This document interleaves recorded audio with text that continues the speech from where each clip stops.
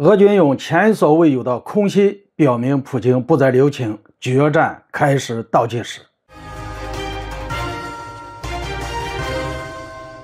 大家好，我是肖运华。俄乌打了1年多，乌军竟然说俄军的空袭前所未见，决战开始倒计时。近日，俄军在时隔1个多月后，再次对乌克兰全境发起了新一轮导弹袭击。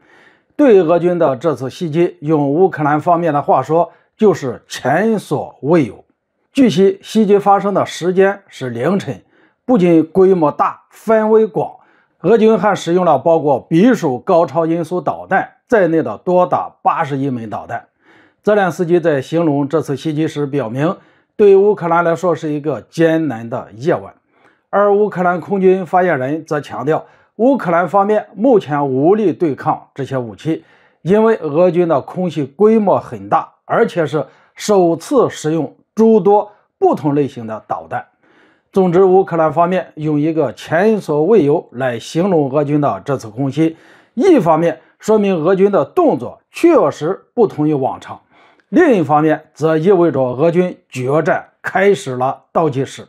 毕竟，按照俄罗斯国防部的表述，俄军在这次空袭中使用了高精度远程空海陆基武器，可以说将海陆空三军的打击力量都开始运用到俄乌冲突中来了。我认为在眼下这个时间节点，尤其是当乌克兰方面把袭击目标更多放在俄罗斯本土，并且已经尝试把战火燃至俄罗斯国内以后，俄军对乌克兰发起前所未有的空袭，不光是为了打击报复，更是想要通过加大进攻的力度来趁早结束俄乌冲突。简单来说，就是俄军试图用一场前所未有的空袭表明普京不再留情，开始打算动真格的了。估计不少朋友看到这里又会问，普京为什么打算现在才动真格的呢？原因很简单，美国内部已经在讨论抛弃泽连斯基，还明确时间点就在乌克兰战败以后。基于这种情况，泽连斯基在看到美国方面的暗示以后，为了避免美国被抛弃，他大概率会殊死一搏。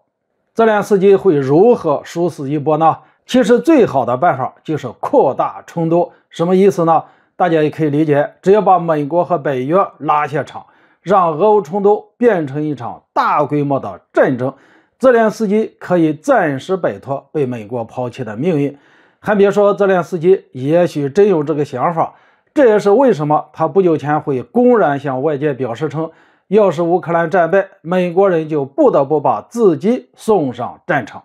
虽然在有些人看来，泽连斯基有些威胁美国的意思，旨在让美国力保乌克兰不会战败，但其实也是有意在拉美国下场。总之，眼下的局面对俄罗斯来说很是不妙，因为这场冲突再拖下去，西方国家下场的风险就越高，而这对俄罗斯来说无异于雪上加霜。所以在我看来，俄乌都已经打了1年多了，乌克兰方面竟然还说俄军的空袭是前所未有的，这其实就说明普京开始动真格的了，也就是决战开始倒计时了。好了，今天就说到这里，咱们下次见。